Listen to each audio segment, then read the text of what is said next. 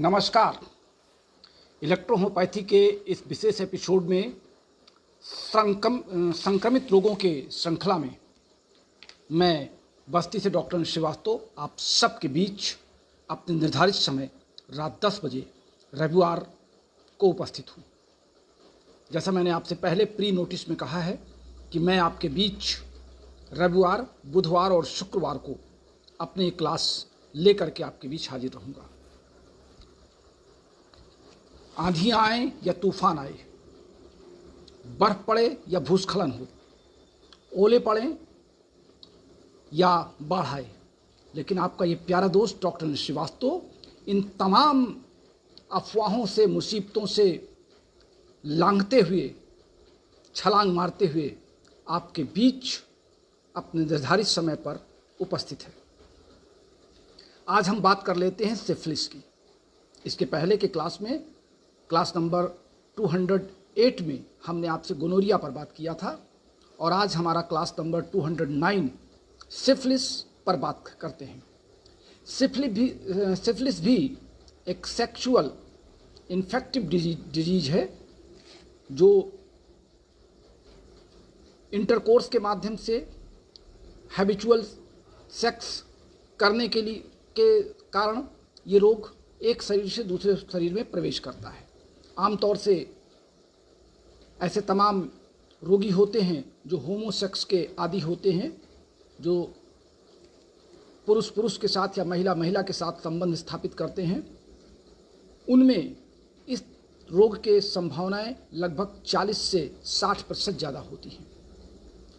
वैसे तो ये रोग ट्रिपोनीमा पैलिडियम बैक्टीरिया से फैलता है, लेकिन ये ट्रिपोनीमा पैलिडियम जो बैक्टीरिया है, ये बैक्टीरिया होमोसेक्स करने वाले व्यक्तियों के किसी अन्य व्यक्ति के साथ सेक्स करने पर यह संक्रमण उस व्यक्ति को या उस महिला को लग जाता है। शुरुआती दौर में ये स्किन पर या टिश्यू पर अटैक करते हैं बैक्टीरिया। जो म्यूकस मेम्ब्रेन होता है, उस म्यूकस मेम्ब्रेन के माध्यम से ये संबंधित टिश्यू को डैमेज करते हैं। उस टिश्यू को डैमेज करने के बाद उस टिश्यू से जुड़े हुए संबंधित ऑर्गन को डैमेज करते हैं और ऑर्गन को डैमेज करते ही ये पूरे शरीर में रोग का कारण बन जाते हैं। और फिर शुरुआती दौर में तो ये बहुत पता नहीं चलता है, लेकिन सेकंड स्टेज या थर्ड स्टेज में जाने पर ये ट्रिपोनीमा पैलिडियम बैक्टीरिया अन्य रोगों की ओर शरीर को अग्रसर करते हैं। अगर हम ये देखें तो पुरुषों के पेनिस पर छोटे छोटे हल्के से उभार, गांठनुमा, जिनको दबाने पर पिलपिलापन नज़र आता है, यानी वो दबते हैं लेकिन उनको दबाने से कोई पानी या ब्लड नहीं आता है। ये प्रारंभिक लक्षण हैं कि छोटे छोटे स्पॉट बन जाते हैं। इसी तरीके से महिलाओं में लेबिया पर, क्लाइटोरिस पर या सर्विक्स पर या माउथ के आसपास, ओंठों पर, गाल पर, नाक के इन भागों पर इस तरह के छोटे छोटे, जिनको आप दाने कह सकते हैं या उभार कह सकते हैं, जिनको शुरुआती दौर में दबाने पर वो दबते हैं लेकिन उनमें ना पानी निकलता है, ना ब्लड आता है और ना ही उसमें दर्द होता है।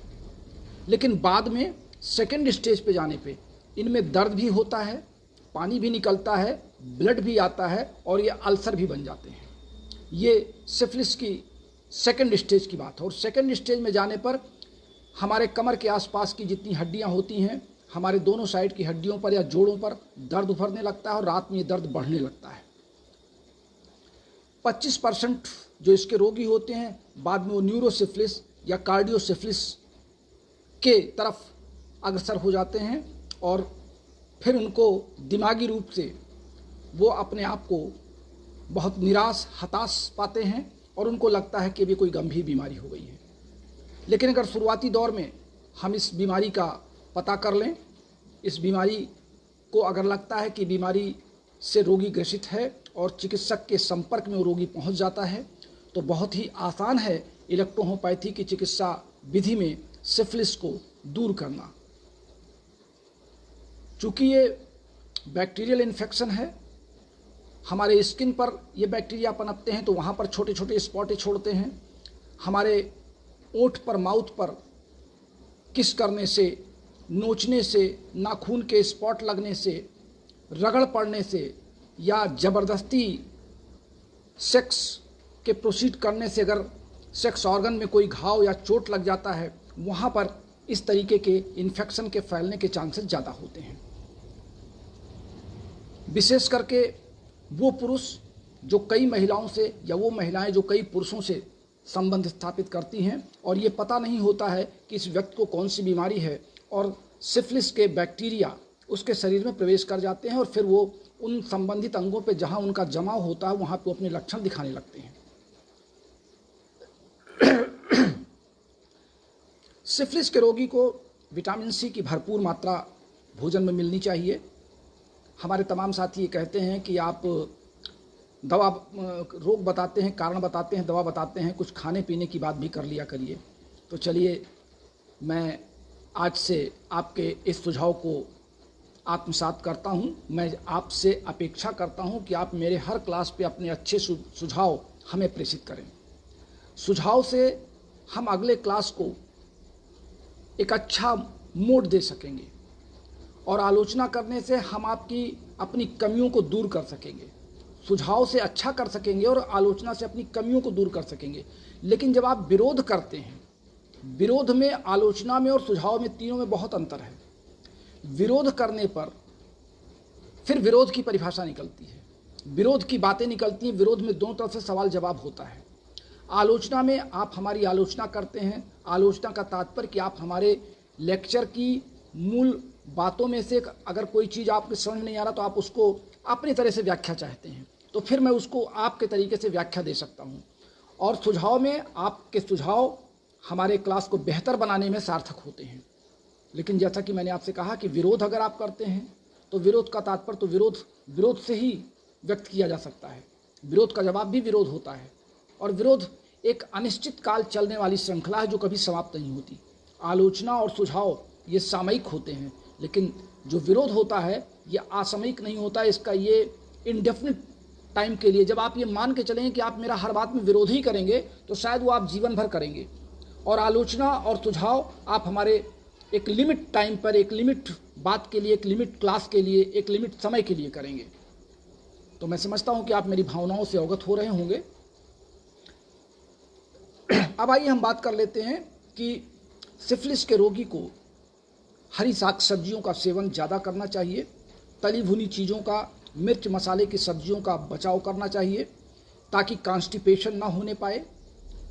भोज्य पदार्थों में कार्बोहाइड्रेट, विटामिन्स, प्रोटीन की मात्रा अधिक होनी चाहिए, जिससे जो डैमेज टिश्यू हैं उस पार्ट के, पेनिस के, लेबिया के, क्लाइटोरिस के, या हमारे ओंठों के आसपास, नाक के आसपास, गालों पर, हमारे कभी कभी पेट पर भी छाले पड़ जाते हैं, सीने में भी छाले पड़ जाते हैं, सीने पे भी वो दाग निकल आते हैं, कमर के आसपास, टेस्टिकल्स के आसपास, तमाम जगहों पर सिफिलिस जब अपना फैलाव करता है तो आसपास जहाँ पर वो पहुँच पाता है वहाँ तक उसका संक्रमण बढ़ता जाता है। तो इन संक्रमण को अपनी बॉडी, देखिए किसी भी संक्रमण को, मैंने आपसे पहले ही बताया है कि हमारे शरीर में, हमारे कई साथी सवाल करते हैं कि मैं हाथ में पेन लेके क्या करता हूँ। दरअसल मेरी ये आदत है कि जब मैं आपके बीच आता हूँ तो मैं कुछ प्री नोट बनाता हूँ और कुछ आपके अच्छे सवाल, या मैं जो कुछ आपके इस स्क्रीन पर देख रहा हूँ, अगर आपका कोई सवाल है तो मैं उसको नोट भी करता चलता हूँ और माइंड मेकअप करता चलता हूँ। मुझे आपसे, चूँकि आप सब नमस्कार ही करते हैं, प्रणाम ही करते हैं, मेरे साथ जुड़ने का आपको उत्साह दिखाई पड़ता है, तो मैं कोई सवाल जवाब नहीं करता। यदि आप कोई सवाल लिखते हैं तो मैं उस सवाल को नोट करता हूँ, जब मुझे समय आता है या मैं आपके इस वीडियो के बाद आपको जवाब देता हूँ। और ये पेन माँ सरस्वती की का एक बहुमूल्य उपहार है जो सबको नसीब नहीं होता। ये कलम जब हाथ में आती है तो सरस्वती की एक धारा बहती है, और उस धारा में जितने लोग स्नान करते हैं वो सब शिक्षित कहे जाते हैं। इसलिए मैं समझता हूँ कि आप सब शिक्षित वर्ग हैं जो रात में 10 बजे हमारे इस क्लास को सुनने के लिए समय से लाइन पर रहते हैं। हमारी विभिन्न मुसीबतों के बाद भी आप हमारे साथ जुड़े रहते हैं। हमारी 2 आईडी को ब्लॉक कर दिया गया। आईडी चल रही है लेकिन उस पर लाइव प्रसारण ब्लॉक कर दिया गया। और इस आईडी के माध्यम से मैं आपके साथ कितने दिन हूँ, ये उन लोगों के विरोध करने के समय के ऊपर है।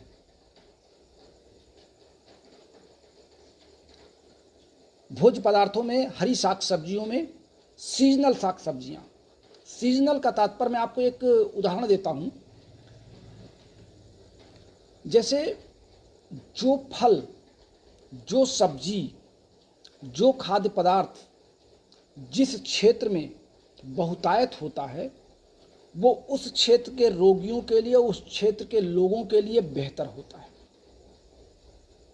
हम कहने को कुछ भी कह लें, हर फल में अलग अलग प्रकार के तत्व होते हैं। सेब में जो तत्व होते हैं वो कश्मीर के या ठंडे प्रदेश में रहने वाले व्यक्तियों के लिए लाभदायक हैं, लेकिन अमरूद में जो तत्व पाए जाते हैं वो हमारे उत्तर प्रदेश के मैदानी क्षेत्रों के जो व्यक्ति हैं, मैदानी क्षेत्रों में निवास करने वाले जो हमारे भाई बहन हैं, उनको लाभ देता है।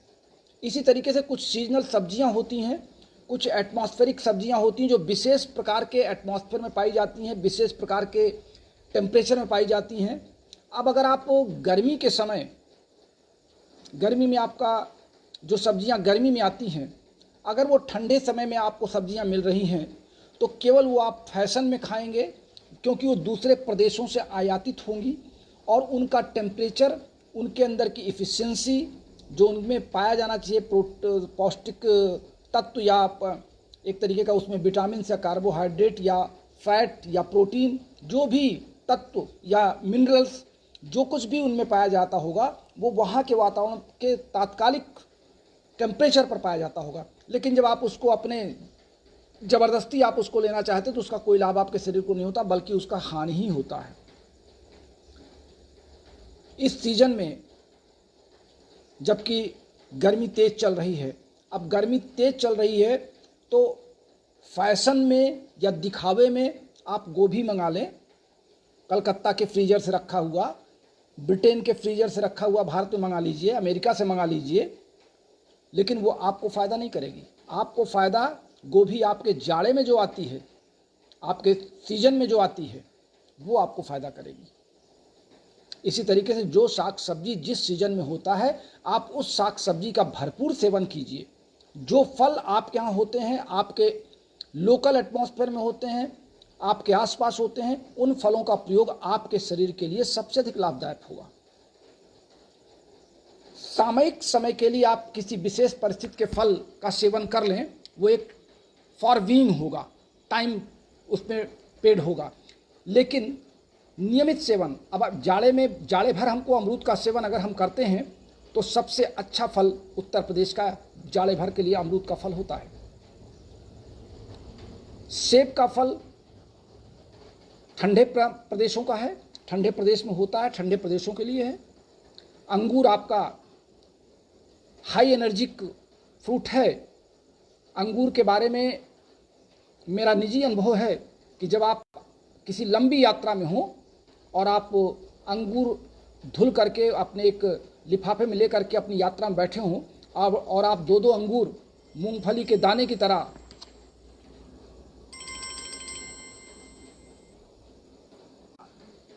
इकबाल कुरैशी साहब को शायद ये आइडिया नहीं कि मैं इस समय क्लास ले रहा हूँ, इस समय लाइन पर हैं, मैं अनुरोध करूँगा कि इस क्लास के समापन के बाद आप बात करें। तो अंगूर को आप दो अंगूर करके आप एक एक मिनट के अंतराल पे आप अंगूर लेते रहिए, तो जो जर्नी से आपके बॉडी में हरासपन आएगा, जो आपकी एनर्जी लॉस होगी, वो आपके अंगूर से पूर्त होती जाएगी। अंगूर लंबी यात्रा में बहुत फ़ायदेमंद डाइट है लंबी यात्रा करने वालों के लिए। अब आइए हम चर्चा कर लेते हैं सिफिलिस में औषधियों की। साग सब्जियों के सेवन के बाद नंबर आता है औषधियों की। इलेक्ट्रोहोपैथी में सिफिलिस के लिए, चूँकि ये वायरल नहीं है बल्कि बैक्टीरियल इन्फेक्टिव डिजीज है, यहाँ पर हम 3 प्रकार की कैटेगरी की दवाओं का चयन करते हैं। पहली दवा हमारी है, नोट करें आप, L3, S5, C7, BE, GE और C4। L3 चूँकि एक्सक्रीट करना है, बॉडी में बैक्टीरिया को जमा नहीं होने देना, उसको बाहर निकालने की ओर प्रयास करना है। S5 दर्द को रोकना है, टिश्यू के डैमेज को रोकना है। C7 को दे करके हम ब्लड की सप्लाई को चेंज करेंगे, वहाँ के डैमेज टिश्यू को रिपेयर करेंगे। और BG को देने से वहाँ पर पस नहीं बनने देंगे, ब्लड का फॉर्मेशन वहाँ पर रुकने नहीं देंगे।